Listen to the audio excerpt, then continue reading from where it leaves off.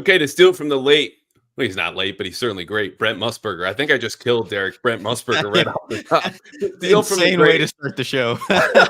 Still very much alive, 85-year-old Brent Musburger. You are looking live, not in a football game, but two white guys talking about a quarterback late on a Monday night.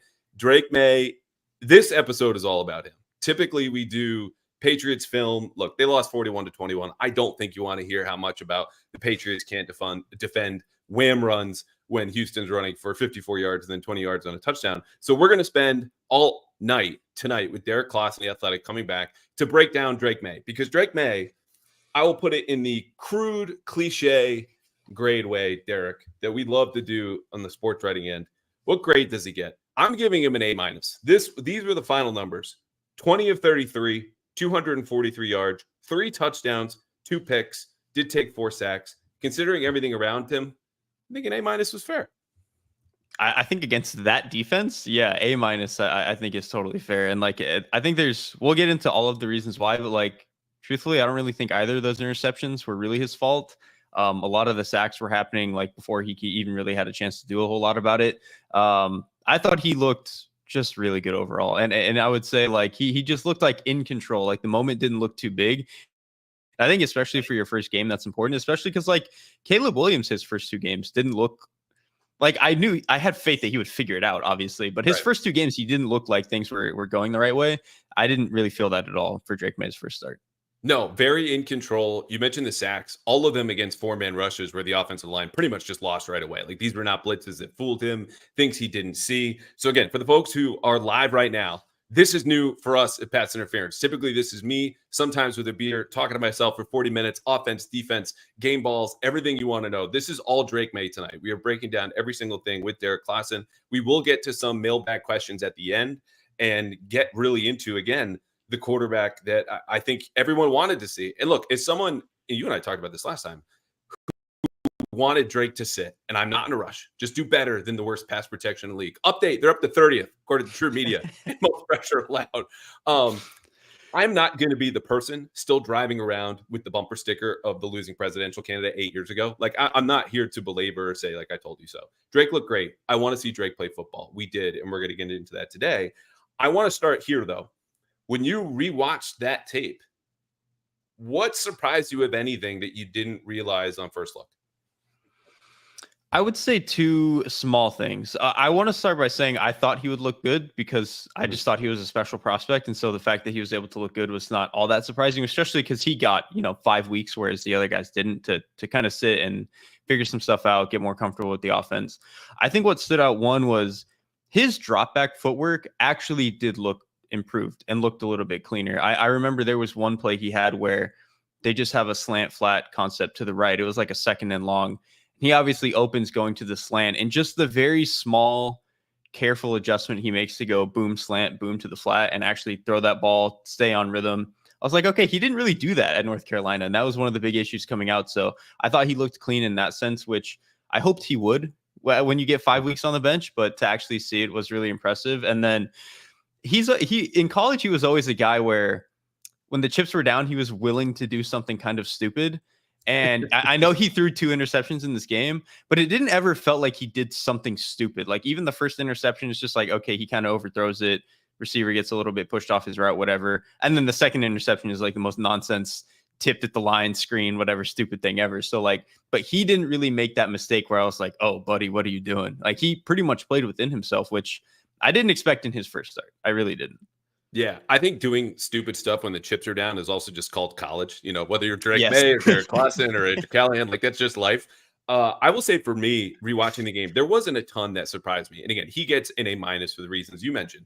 Houston's defense is really good. The highest pressure defense in the entire league on a pressure basis, not sacks and not necessarily hits, but they also obviously dealt with injuries up front. He throws for more yards than any Patriots quarterback has since last October. He has as many deep pass completions as Mac Jones had in 3 years when you consider touchdowns. And it's just a whole new world, right? Like this is not any longer the dink and stunk offense that we've been watching here in New England for the last 3 years. The thing that did surprise me, though, is that once he kind of settled in, which even he admitted on, I think it was last Wednesday, I'm going to have some nerves. We'll have to settle in. Like he just was like, oh, this is it. Like you're going to man blitz a lot on 3rd down. And when you're not, I've got 4-man rush and zone coverage, and we're going to go from here. Because his numbers against pressure were really, really good. 7 of 11 for 90 yards, the aforementioned 4 sacks, 12 rushing yards scrambling. Against the blitz, 6 of 12 for 113, 2 touchdowns, a pick, and 11 rushing yards. And we'll get into the blitz a little bit later, but we know generally quarterback numbers versus the blitz and pressure are not sustainable, right? Very noisy, not predictable week to week. How much of what you saw on the tape, though, you said, oh, okay, if he's calm now, I can expect that to maybe be a little stickier. Like that could be sustainable in a way that, could be surprising moving forward. I think the blitz replacement stuff will be sustainable because this is just something I thought he did really well in college. Like he was just always a guy where he knew where the pressure was coming from. He knew how to replace it immediately if he needed to, just put the blitz where the void is, that sort of thing. But he also did a good job of understanding like where the pressure was coming from relative to his pass blocking. There was even one clip in this game where he knows his line is sliding to the left and he's getting pressure on the right side. He just drifts a little bit to his left and tries to make the throw, and he doesn't hit it. It was one of the first throws that he made, but just that instinctual, like, okay, I know exactly the little things I need to do to make this play a little bit easier for me. I think he's always had that. And then, like you mentioned, a lot of the blitzes in this game were just man blitzes. Like they would just send an extra guy, play man coverage. And I think if you're going to give that to a guy as talented as Drake Maye, he's going to be able to get some good plays on you. And he certainly did. I think that 3rd and 5 touchdown to Pop Douglas was exactly that, where they just bring an extra guy and he's just really good at that. And so there will probably be a little bit more growing pains when he sees more of the like weird, funky, double A mug zone teams that like will drop bodies off from weird spots. Like there will be a little bit of a learning curve there when he plays the Brian Flores's of the world. But generally, I think he's a guy who's going to handle it well because he always had, and then he did in this game. So you bring up Pop Douglas, who I think if people had not been watching the Patriots offense would listen to this podcast and be like, are you trying to date the man through the internet? The way that I talk about like play him more, needs more attention. He needs to get the ball. He's so great. He's been on this show before. But we talk about like Drake getting on track, the first 5 drives, they have 3 first downs. He throws a pick. There's a 3 and out in there somewhere. And then they're backed up with less than a minute left before halftime. And Drake makes, I think, my favorite play of this game, which is, spoiler alert, ends up going to Pop Douglas for 22 yards. But it's a full field progression read. He starts in the left. It was some sort of, I don't want to say it was smash, but it was like there was a corner route involved on the left. He wheels all the way back to the right. It's only a 4-man rush. But he not only stays in a closing pocket and gets hit as he makes his throw, but flips it to Pop Douglas off platform. So you have all of the maturity that you want to see, making the full field read. You see the toughness of taking a hit and hanging in the pocket. And then also, this is why you drafted him 3rd overall, because he can fling the ball sidearm as he's getting clobbered. And then Pop Douglas takes a rest, and they kind of build on that connection from the rest of the drive. We all remember that drive as just the giant 40-yard, beautiful parabola that was a touchdown to Kayshon Boutte. What else in that drive did you see when he kind of settled in that said, okay, he's got like a grip, his arms around this game, basically? So first of all, the decision to throw to Kayshon Boutte I thought was amazing because the situation in the game is they have 15 seconds, 2 timeouts. They're like on whatever the little graphic on the field is for like you're in field goal range. And so a lot of quarterbacks, I would think, especially young quarterbacks in their first start would be like, all right, I need to just get 5 or 6 more yards here. We have the timeouts. We can get in the field goal range. Drake Maye says, nah, I'm good. I'm too talented. I'm going to go throw a touchdown. And he did. And I just love like that mentality is part of why I fell in love with him as a prospect. And so for him to show that on that drive was really impressive. But then you mentioned some of what he was doing with sliding up in the pocket and sliding around guys and drifting and getting into just weird little pockets of space where he could throw a check down. I remember one, I don't remember exactly where it was in the game, but he slides up a little bit, moves out to his right and just like pops a little like flat check down and just little stuff like that where he understands exactly where to move in the pocket and he's not really wasting time. Like he's not really dilly-dallying. He's not moving into weird spots. It just, there was a level of control and command and confidence that he played with kind of after the first drive or two that was like, yeah, man, if you can do that against D'Amico Ryans in your first game, even for as imperfect as some of the execution was, it's just the type of guy I want to bet on. Yeah. And I think it's the simplest analysis possible when you're like, oh, he's just natural. Yeah. Like, no kidding. Like did you watch him in college? But there is something to be said for he's not actively processing. Like this is instinctual. It's reflexive. And for that to be at 22 years old, I'm supposed to be here. I'm good at this. I'm learning, but I just kind of know where to go and what to do. at this age, given again an offensive line that had 2 offensive tackles who were claimed off of waivers less than 2 months ago, a center that got there on Thursday on a red-eye flight, and he's like doing more for that offensive line, doing more for the offense, doing more for all of his players and coaches combined in a way that rather than the service they're doing him was crazy to me. But like that's the power of this kid if it eventually pans out, and it's only been 1 game.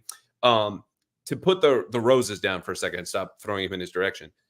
You mentioned the drop back footwork. I did think that was better. His pick not only was just overthrown, probably some juice behind that. His footwork there I didn't think was great. And there were a couple other misses where like, this is a bug in the Drake Maye system. He's just going to miss layups. How did you see his footwork either align or not on some of those lesser plays?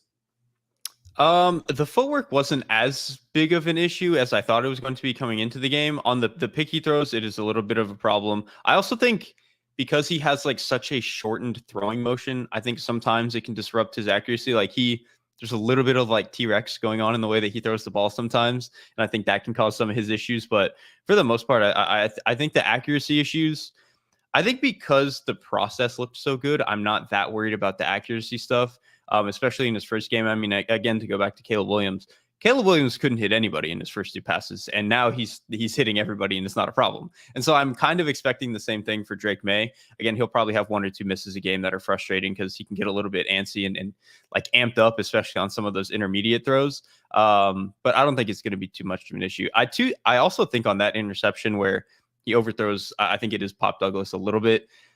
To me, it felt like Pop Douglas took his route a little bit flat, and I think Maye thought he was going to keep climbing a little bit, and it's still on Maye to understand that he's not climbing and to not throw it higher. But I think, again, that even just goes back to it's your first game. You're not 100% like confident in the chemistry with all these players, and just some weird stuff is going to happen. Yeah.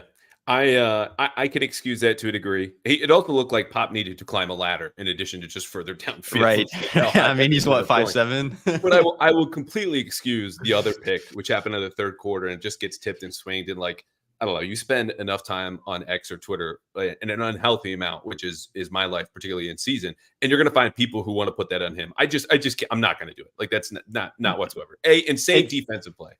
It's not even just that it got a tipped at the line, right? Like those are going to happen. It's that the defender caught it behind a Patriots player's back, like bear hugging him. Like that doesn't happen. That just never happens. It's a 1 in a million. Somewhere on Eric Murray's family tree, David Tyree is a very, very distant cousin. As I just lose half of my audience with that reference, and we'll see those numbers go down.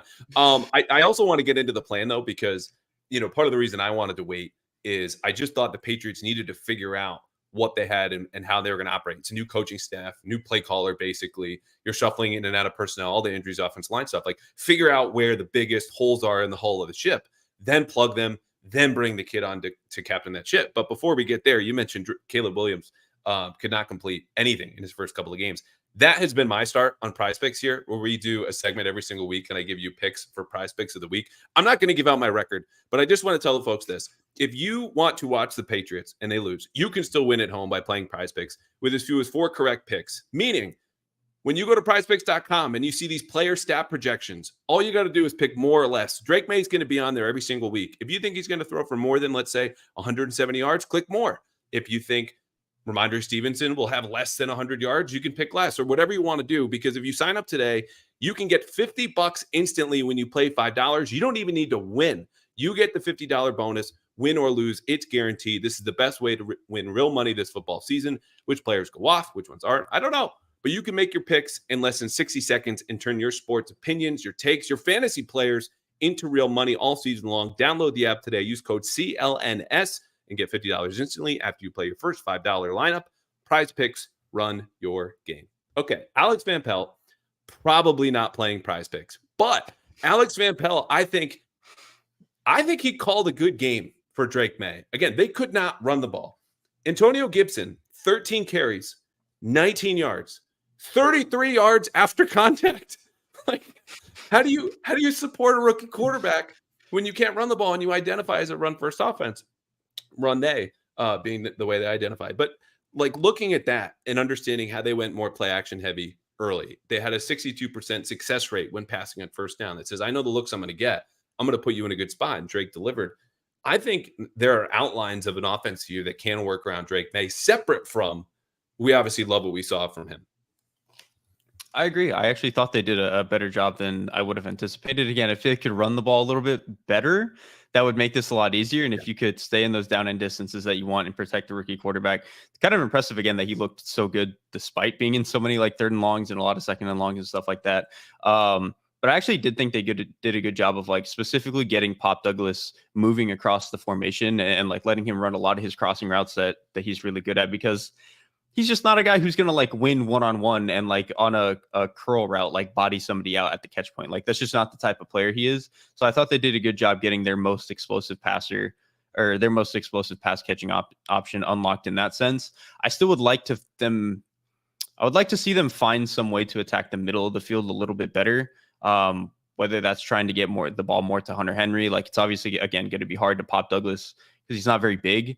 So I think if they could unlock that a little bit more, but I thought otherwise the offense looked, I thought they gave him some good options, and Drake Maye for the most part was going to the right spot with the ball. It's funny you bring up Pop Douglas not bodying anybody, let alone like 12 yards downfield in a curl route. I think one of the incompletions that Maye threw, only 3 of them in Pop Douglas's direction, 6 catches on 9 targets, was on a curl route downfield, which will bring me back to something later. But, you talk about, okay, what was the game plan? Again, early play action, good first down play callings. They tried to run the ball. You got some movement throws. His first completion was this 8-yarder to Kendrick Bourne at a bootleg. Something I talked about last week is I think they're going to dip more into this because he's mobile. There was also pressure on that play. He got away. That is the funniest bootleg I've ever seen, where obviously he starts faking out to his left so he can do the play fake, and the left guard immediately loses and he gets bumped as he's doing the fake. I don't know, like the last time I've seen that where you get hit on the rollout like that. It was so weird. Yeah. Well, I also, and I'm trying to assign all the pressure here, and basically, look, there's Demontre Jacobs gave up 5 pressures, and that happens when you hang out with Danielle Hunter long enough, whether you're playing football or you're just on the couch. The pressure otherwise wasn't that bad, and like Ben Brown just got here, but Michael Jordan I think had the wrong run action that they were going. Like Maye made this check and the arms waving out, I think on this game was outside zone. A week ago it was duo, and he just completely leaves the guy in front of him, which leaves Ben Brown trying to make this reach block that's like 2 Ben Browns over from him, and he just couldn't get there. Anyway, Maye got away. He made the completion between 0 and 10 yards of the line of scrimmage, which again, talk about the game plan. Get the ball out, live over the middle of the field. He was 13 to 16 for 98 yards and a touchdown. That to me, again, put him in a good position, let Demario Douglas go to work over the middle, was a good sign for Alex Van Pelt, who's been getting flogged publicly. And I just think he deserves more credit for this and gives me hope moving forward of knowing how to work with Maye. Yeah, I agree. And like if Maye can, I think part of it too was the short part of the field was probably always going to be the toughest part to like get Maye to be consistent, just based on what he was in college, again, with some of the drop back footwork and every now and then some of his decision making in the quick game. I think it actually speaks to Van Pelt's coaching, not even just with some of the schematic stuff, but the fact that Maye executed it so well in his first start kind of speaks to like what they've been able to drill into his head and how well Maye has taken to it. And I think that's like a part of coaching that we sometimes forget about. Is like, yeah, all the scheme stuff is really cool, but at the end of the day, you also have to just get your players to execute the right thing and like do it the right way and get all the details down. And I do think in that sense, Van Pelt, the connection there with Maye actually seemed like it's going pretty well. Yeah, and that's why he's here. Like I wasn't thrilled by the hire, I'll say, but if you're asking what do the Patriots need in 2024, defensive first-year head coach who's 38, rookie quarterback, like someone who develops, had played the game and does all of the physical stuff, and the scheme is whatever. Like I want to get into that now because I just gave Miss Flowers the game plan, but I've got this contention. Part one is I think there are a lot of isolation routes. Like this is an old bones West Coast offense that asks its receivers to win one a whole lot. And I just go, there's no one besides Pop Douglas who can do that. Now, you say things often enough on a podcast or TV or radio or wherever, like people just tune you out.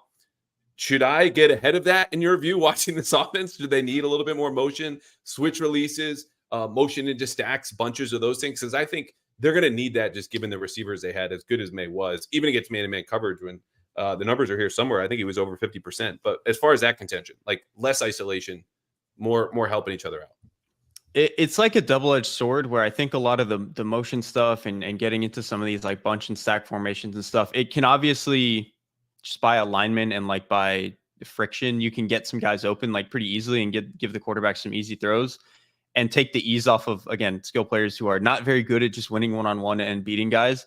At the same time, I think when you do a lot of that, it actually takes like some of the responsibility away from the quarterback. And for some guys, that's good. You just want them to go out there and make the throw. I think some guys, it's actually good to have the mental burden on them and like let them be the engine that drives the offense. You see this a lot with Dak Prescott and the Cowboys. And like, obviously they're a bad team for a billion reasons right now. But like, even when it's the a Cowboys, McCarthy, Van Pelt offense, like they're coming from the right, same place, the way this is structured and the way they call games and structure their passing game. exactly. And that's why it looks so similar. It is like the Cowboys and McCarthy are very good being like, all right, we have a supercomputer at quarterback. We're going to let him go 1, 2, 3, 4, 5, do everything he wants to do pre-snap and operate that way. And if that is the way that New England feels is giving them the highest floor as opposed to some of the motion stuff, and if they really think that Drake Maye is that smart, I totally get it and stick with that.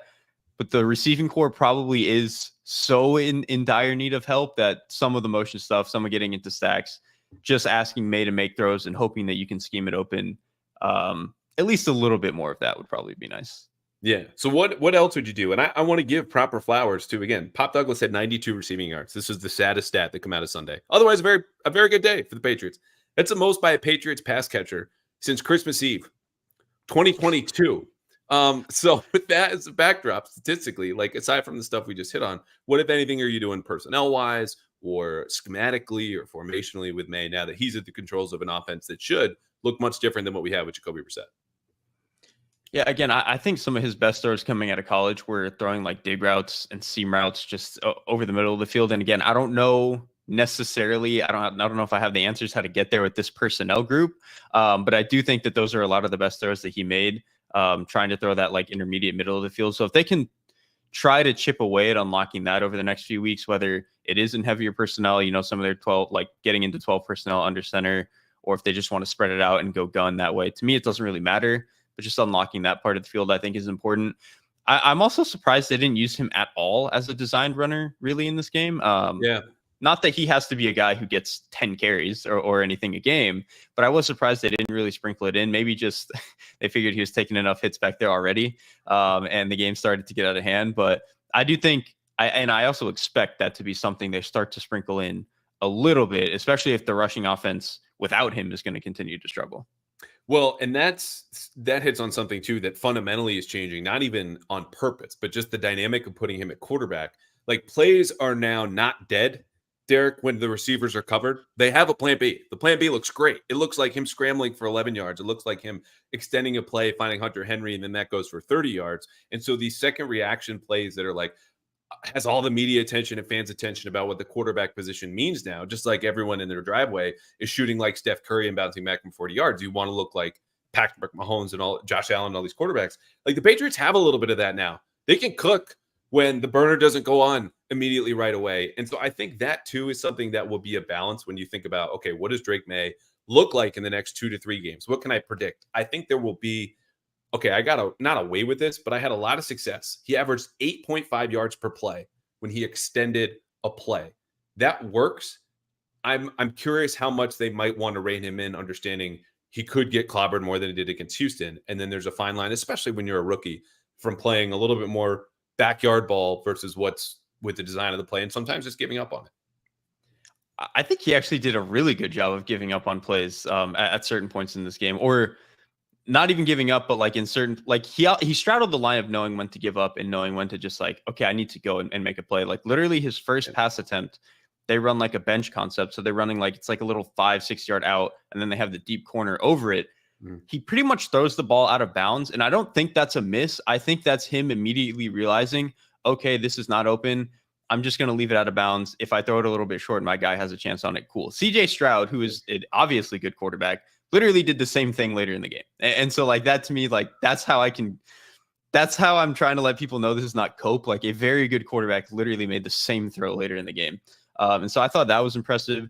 And then to me, the best, I think, extension play that he had was they had like an offset stack to the left at one point in the game. And they're trying to run like this vertical stem and get one guy open on a dig route like late. But because they're playing man coverage, it all just gets like muddied up. And as soon as Drake turns his eyes over to the left, you realize it's all muddied up, and it's going to take too long for him to wait on that throw and throw it. He just immediately goes. Like he doesn't He's Yeah. not sitting there like, He just do I went the need to middle. wait? Do I need to throw it? Yes. And he Yeah, just yeah. ran up the middle. He like bounced into the running back for a second. It was that play. But Why the not? fact, Yeah. yeah, why not? Yeah. Just the fact that he was so ready to just immediately knew that, okay, this isn't open. I'm immediately ready to go. Again, that's good coaching, and then good on him for taking it. So I'm again kind of surprised that they've, at least through one game, coached more of the idiot do some crazy stuff out of him than I thought there was going to be. Yeah. And he, against man coverage, talk about some plays are just not there. Booty got jammed on that first third down where he throws it, into the third row. And you're like, okay, that was extreme. But to your point, you're right. Like it was completely covered. He said, I'll move on. I'm just curious. You get like a little bit of that success. You're like, oh, I can handle this. And then you push the envelope a little bit more, which there's something to be learned there. Like you don't find out what your limits are until you push them in that regard. The point about man coverage, where again, he gained that big play, the 11-yard scramble. He was 6 of 11 for 113 yards, 2 touchdowns and 1 pick. Those numbers are better than anything Jacoby Brissett had. Not a huge bar, obviously, but this is an offense as a whole that had 10 completions, 10 in the last 3 games combined against man coverage to almost get there in one game when you're trailing and, Houston's playing a lot of man, they're playing a lot of man coverage for them because there's no base defense, but was just astounding. It's a totally different game changer. What are we missing here so far? Like something that if you were making this rundown, you'd talk about Drake Maye, we would have hit on already in the first, 20 minutes. I don't know. I feel like we've hit on a lot of it. I do have one specific play that I thought just kind of speaks to, I want to set the table by people in the draft process thought that Drake Maye was just like big arm, big athlete, idiot. And like he had some of those plays, right? But I think people thought he was much more of a project than he actually is. And I think one of them used to coach the Patriots. It would appear so. Yeah. But to me, there was a play in the middle of the fourth quarter. I think there was maybe 8 minutes left. So the game is blown out by now. I understand that. But they have one of their receivers in a tight split to the right side. I think it's Kayshon Boutte, and a tight end right next to him. Boutte runs like a 12-yard out route, and then the tight end next to him is like chip releasing into the flat. Derek Stingley is playing as the flat corner in between them. Drake Maye knows this. He knows the game with what flat corners are trying to do. And so he like shakes his shoulders and looks at the flat route, gets Stingley to sit under it for a minute, and is able to throw over the top of them and throw it to Kayshon Boutte. And that was just like, dude, really good NFL quarterbacks do that. And like, that is what it's supposed to look like. That's a guy who understands how the game is supposed to be played. I just thought it was so impressive. He had just the confidence and all that stuff to do that. So I'm glad you brought that up because I remember watching that from the end zone angle. And look, I spend Mondays basically in this chair. Like this has been by force you and me both chair for me sitting on it for 10 years. Yeah, or 10 years, 10 hours per day. And I'm watching the end zone angle, and he gives this like little shimmy shake, like I'm gonna pump fake and drive into you, and then step back. And I'm like, what was that for? And it was a 13-yard completion. It was Kayshon Boutte on the corner, so it's the honey hole there and kind of the spot behind the flat corner. And they had run play action, which they didn't do a ton of, but he was 4 for 4 on play action. They would run at a 16% rate. They can do more of that. It just encapsulates where, again, I think they have a system that works for him. He knows what he's reading, and he gets to it immediately. It was on first down as well. That it was just, I'm glad you brought that up. And it also highlights something where I think they can go to that well a little bit more, assuming they're running the ball, or it's just a close game because you get down 14-0 and your game scripted, like gone, that you can run a little bit more of that stuff. And even on play action from the gun, he's adding elements in there that might have been missing with Jacoby Brissett. Absolutely. And like, I think that play also kind of drives the point home too.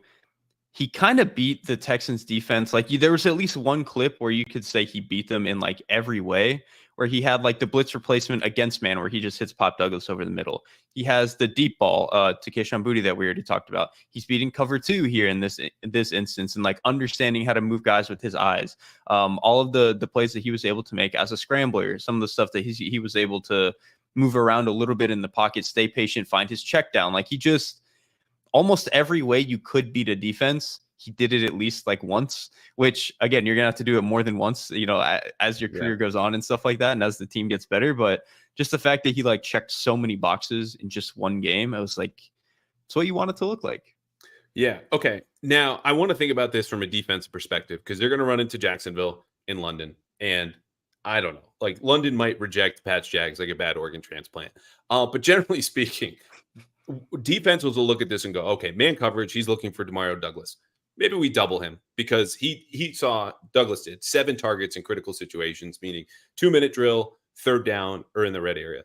And Douglas as a weapon versus man-to-man coverage is obviously a really good idea, and he diagnosed it and he beat the blitz. Again, Drake Maye did not take a single sack against the blitz from Houston that blitzed him on about a third of his dropbacks.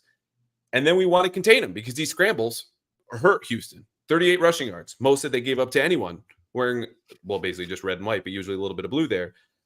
How else do you see defenses reacting based on the initial film and what you think we'll see in London and beyond to what Drake Maye has shown he can do? I mean, I think the best way to rush the passer with him is not necessarily bring a ton of extra bodies, but if you can just do some of the twists and loops and stuff, like he's typically a guy that understands how to move around that stuff. It's just that there are certain ways to where like you can force a loop or force an overload on one side and then have somebody coming around the other side where you're like baiting him to slide into one side. And I think because he's a guy who's so willing and quick to move that you can get him that way. I don't know if that's like a tried and true way to get him, but that might be your best way to get him once or twice. I do think there is some chance they try to crowd the middle of the field and especially not let Pop Douglas get going. I think there's some chance of that because he is their most explosive player. At the same time, when you do a lot of that stuff, whether it's you're just playing cover one or you're playing some sort of bracket over the middle, you're obviously going to have less help on the outside and you're going to be able to throw some of those one-on-one balls outside the numbers. I know the Patriots receivers are not the best at that, but man, Drake Maye can throw him, dude. Like he is very willing to throw those throws, whether it's like 12-yard curl, an out route, again, a go ball to Kayshon Boutte, like any of that stuff. He's very willing to make those throws. And I think he will at least keep defenses honest in that sense. So it's kind of hard, especially with only one game of film, to like understand exactly what defenses want to do to him. But that's probably where I would see it. Yeah, and it'll be interesting too because I don't think they're going to stop playing a lot of man coverage. You know, you start with the receivers and be like, okay, we got this. Like we'll play one-on-one. And Kayshon Boutte did beat Derek Stingley down the sideline. Next Gen Stats had only 0.8 yards of separation. Whatever, 2 feet, 3 feet, you separate, you catch a touchdown, that counts. But most of the work done there was Drake Maye dropping a bomb with pinpoint accuracy. So there will be a little back and forth. Jalen Polk, I think, will be better. He's got to get going. He had 2 drops yesterday, and he's bottom whatever in separation, but at the catch point and yards after the catch, according to Next Gen Stats, all this different stuff. But Kendrick Bourne's back. They just need X, which they don't have, and so they're just going to rotate guys in there who have to win one-on-one down the field. Sticking with Pop Douglas, and soon we'll get to mailbag questions and get out of here. This is a question I told you off air. Okay, I want to get into this because I look at him and go, he's their best receiver. Pick your metric. I don't care. He's number 1. And yet their offense as a whole, the numbers would tell you, operates most efficiently with 2 tight ends. And so when the Patriots go to 2 tight ends, he's coming off the field because he's the slot receiver. You need bigger guys so you can win outside. I would argue then either the Patriots need to find ways to become more efficient from 11 personnel where he can be in the slot and he's surrounded with 2 other receivers, or put him in more of these 2 tight end sets, because when they were in 11 personnel, they had a rushing success rate of 33%. Not very good. They also took all 4 of their sacks because it really helps, and did on the 40-yard touchdown to Kayshon Boutte, to have Hunter Henry chip for Demontre Jacobs and give him a little extra time so Drake Maye can throw that touchdown.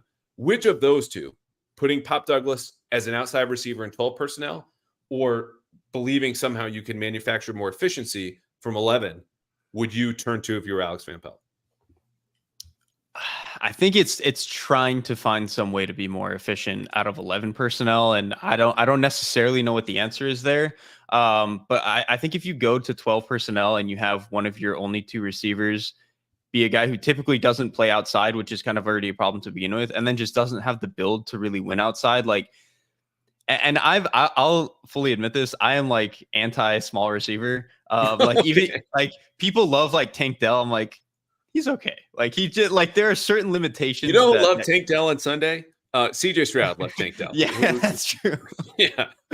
I just think there are like certain limitations with being a smaller receiver. And I think that's probably why it looks so up and down, even in 11 personnel, even though he is their best pass catcher. It's just that blocking wise, like if he's going to be in the slot, which he always is, it's kind of hard to do some of the stuff that you want to formationally because of that. And then like his route tree is a little bit limited. And so even though he is very explosive and he is their best just run across the field type of guy, I think he is still limiting in some ways. And that's probably why they prefer to have some of the bigger bodies that they have. So I would still say just trying to find ways to be more efficient out of 11, if that's possible. Yeah, and that depends a lot on the other receivers who they're going to be singled up outside. I mean, even if you're, if the splits are wide enough and they're in quarters or cover three, like that might as well be man to man out there, and you just have to trust your guys can win. And so far, the Patriots receivers have not. That's again why I'm emphasizing more Pop Douglas. Keep your best receiver on the field. Granted, you don't want him coming down to crack on a crack toss, and this is a run first offense, so the blocking matters a little bit more. But okay, it's a little bit of an identity crisis that they have. Granted, many would argue their crisis is the 5 men up front who are coming and going, like the whole line is an airport. But we're going to get to the mailbag. I have one more question for you about Drake Maye. In the meantime, I'm going to London next week. I am taking my wife. I'm taking a very close friend who's a Jaguars fan. I don't know what befell him in childhood, but somehow he stumbled into that. And when I got them tickets, I went to Game Time because Game Time has the lowest price guarantee wherever you want to get your tickets. And if you find tickets elsewhere that are cheaper, they will credit you 110% of the difference. And this doesn't go just for the NFL or the Patriots or games in London. It also goes for the NBA, which starts next week.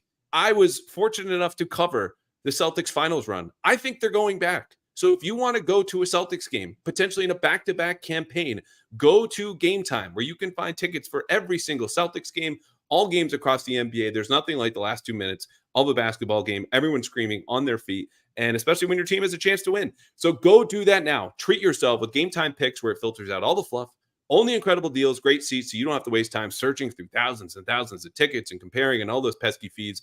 All of this at the Game Time app. Create an account. Use code CLNS for $20 off your first purchase. Terms do apply. Again, just create an account and redeem code CLNS. This is like finding $20 in your pocket, except for it's from me to you. Go to Game Time and download the app today. What time is it? Game Time. Okay, well, now it's time to talk more about Drake Maye. I don't know. Like, how excited are you, I guess, moving forward? Like, you and I were both just at the front of the train, couldn't even see the caboose of everyone who's joined now. I'm excited to see Drake Maye play football and usher the Patriots into this new era. No more, again, dink and stunk offense. Like, has that gone up appreciably? Did he meet your expectations? Are you still concerned about the offensive line? Like, where are we going to dismount here before we get to the mailbag? I think the best way I would put it, and we kind of mentioned this a little bit, is I thought because of the state of the offense, because of the state of the offensive line, because it's only been 5 weeks, I know that's more time than some of the other quarterbacks got, but it's only been 5 weeks. I just didn't think that they would get as much of the volatility out of him as it seemed like they got out of him in this first start. And I'm sure he's going to have some up and downs over the course of the season. Like, that's just natural for any rookie quarterback. But the fact that it didn't look really chaotic at all in his first start, I thought was really encouraging. So in that sense, I feel pretty good. Like, about the players specifically, like him himself, I'm exactly where I was coming in, which is I think he's incredible. But the fact that he was able to kind of weather the storm around him for the first week, I thought was really nice, really encouraging. Yeah, I said last week on TV I was at 8.8 out of 10, which is not only a nod to my father-in-law, who has a great deal of affection for the number 8, but also to say, like, I got a little anxiety about what happens next. Like, a 40.4 pressure rate, is the best of the season for the Patriots, and yet your center is still learning his teammates' first names. So it gets easier against the Jaguars. Don't get me wrong. I am rooting to be wrong about this, that this is too early for Drake Maye. I very much hope that's going to be the case. But there's a part of me that just goes, there are a couple of hits in that first half that would have been Exhibit A and an unsafe working conditions lawsuit if he chose to pursue them. Instead, he got his hand on the game. He did Drake Maye things, and everything was okay.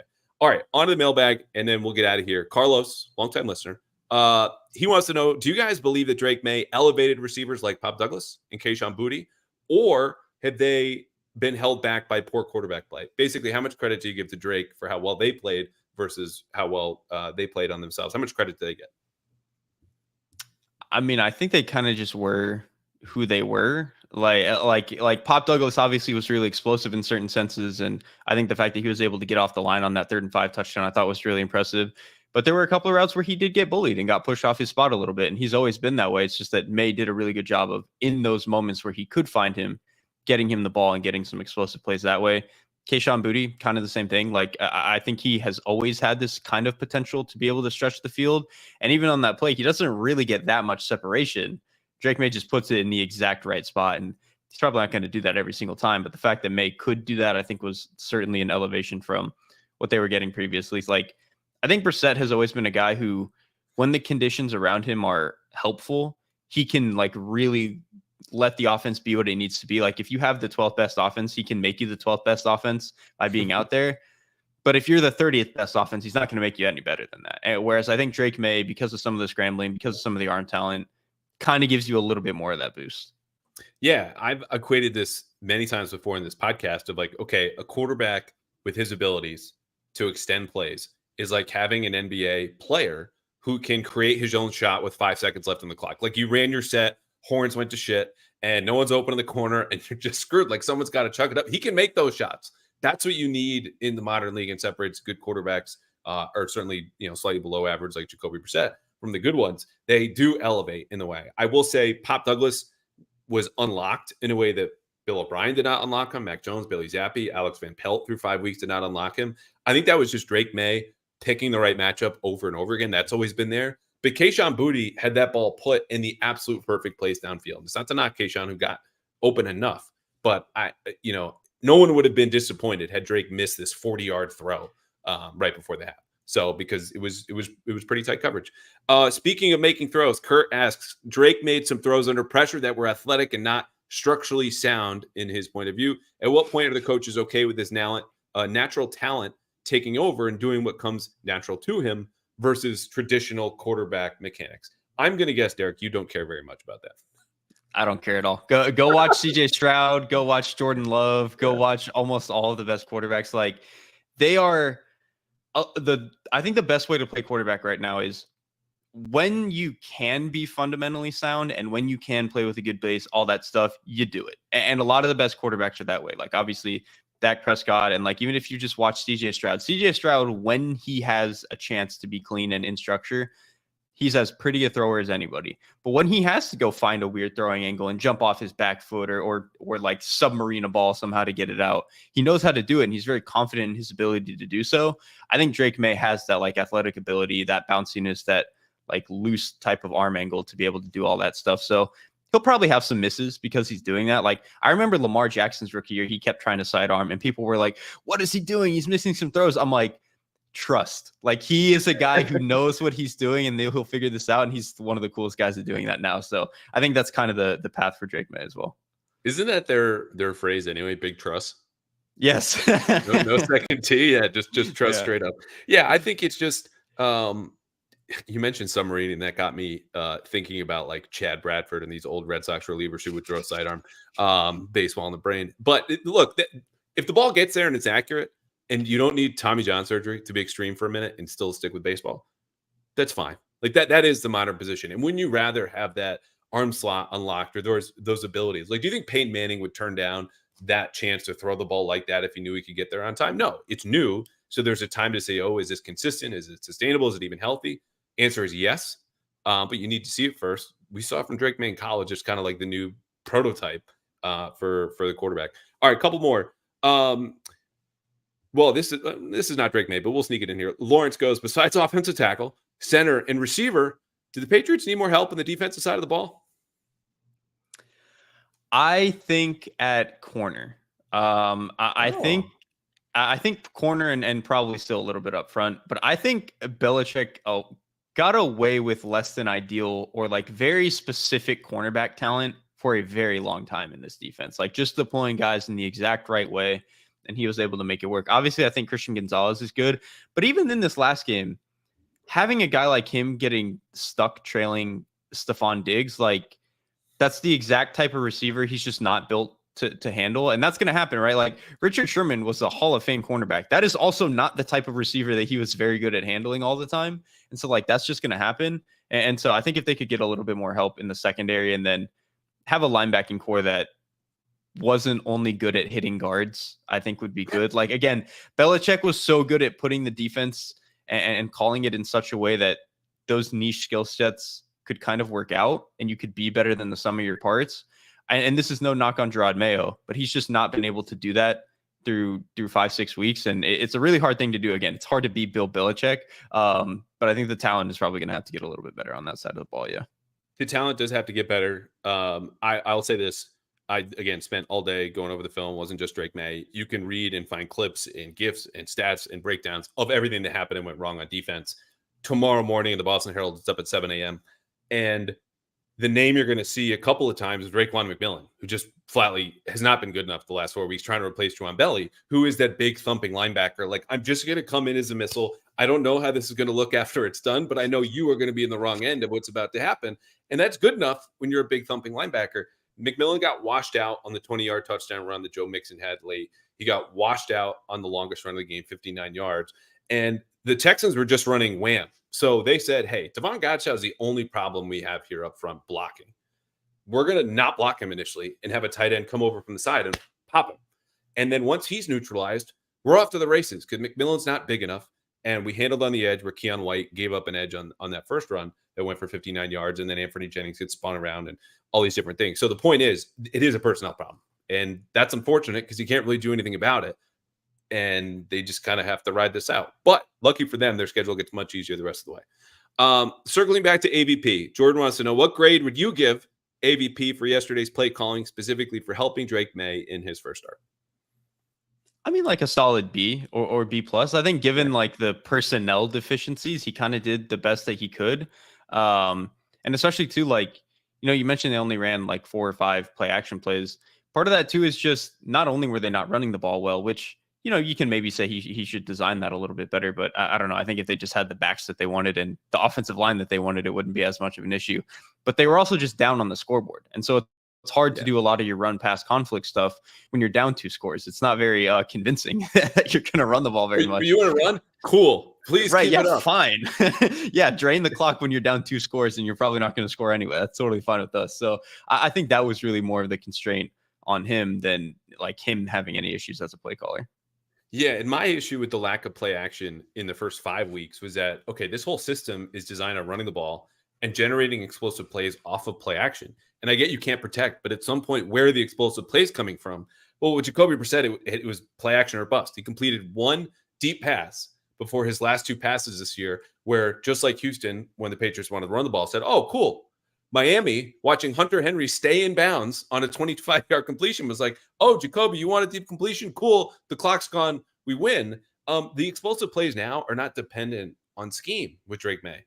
It's, I want to throw this ball 40 yards down the field, and I'm going to put it where I want it, and that's going to be a touchdown, and we're in this ball game. Like, he is a walking explosive play. It's not always going to be there, but he unlocks a lot more for the Patriots than they had before.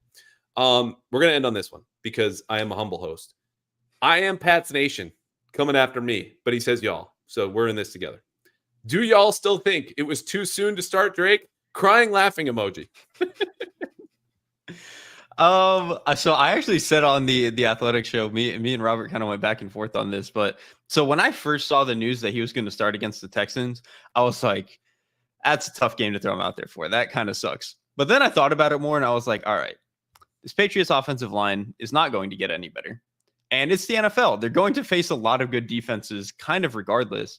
And he's going to start at some point in this season regardless. So the more I thought about it, I was like, whatever, it's probably fine. I don't think one game's going to kill him. And then it turns out, if you listen to the last 45 minutes, it didn't kill him. If anything, he looks really good. So yeah. Look, I said at the beginning, I'm not going to be the person driving around with a bumper sticker from a losing presidential candidate 8 years later, like thinking somehow that they had actually won or you're just holding on to something that didn't happen. Like, Drake Maye's here. I'm going to choose to be happy about this and celebrate it. And I do still have concerns, long-term concerns. It's not one game. Oh my God, he gets tackled. Like, he gets hurt. This is the NFL. I'm aware what I'm covering, what I'm looking at. But I'm also aware of the effects of just long-term sustained pressure. And it's not that Drake's not tough. I think he's tougher than Mac Jones, who broke, obviously, under sustained pressure. It's just we have a long ways to go. I would have waited a little bit, understanding this season is a bridge to next year, to the next era. But that can be expedited if Drake survives, learns how to thrive, as we saw for spurts on Sunday, and gets to his second year and is like, I'm ready to roll, man. This is my show. Because it was on Sunday, and it looked awesome. Okay, he's Derrik Klassen. Listen to him in the Athletic Football Show live on Sunday nights. This has been our first time going live on a Monday here. Normally the film is just me, sometimes a beer, and a lot of stats, and then I leave, and sometimes I have to go to TV, which I do now. This was much better than that. Thank you, Derrik, for hanging out, indulging the Drake Maye Fest. And I don't know, when do you want to come back? When he throws for 5 touchdowns or 500 yards? I mean, whichever one comes first. You don't really have to twist my arm to do a whole nother show about Drake Maye. So whenever that happens, I'll be on call. Awesome. We will see you next week. See you, man. See ya.